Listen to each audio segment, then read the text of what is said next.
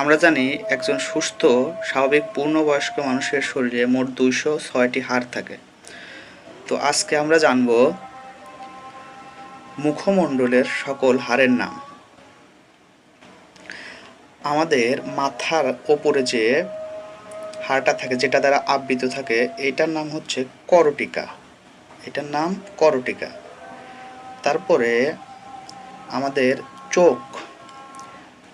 চোখের এখানে যে হাড়টা থাকে, দুই চোখের, এটার নাম হচ্ছে চক্ষুকোটর।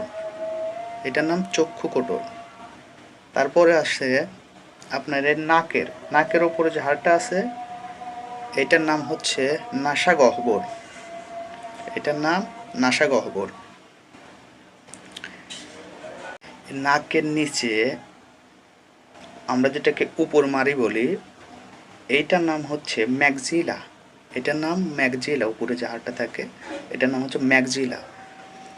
আর নিচে এইটা যেটা আমরা নাড়াতে পারি, এটার নাম হচ্ছে ম্যান্ডিবল। আমরা ইচ্ছা করলে ম্যান্ডিবলটা নাড়াতে পারবো, কিন্তু এইটা স্থির রেখে ম্যাক্সিলাটা কখনো নাড়াতে পারবো না। আর এই সকল হাড়, করটিকা, চক্ষুকোটর, নাসাগহ্বর, ম্যাক্সিলা, ম্যান্ডিবল, এই সকল হাড়গুলো একত্রে করটি নামে পরিচিত। ইনশাল্লাহ সামনে থেকে আমার পেজে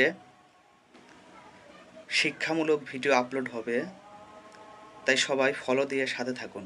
ধন্যবাদ।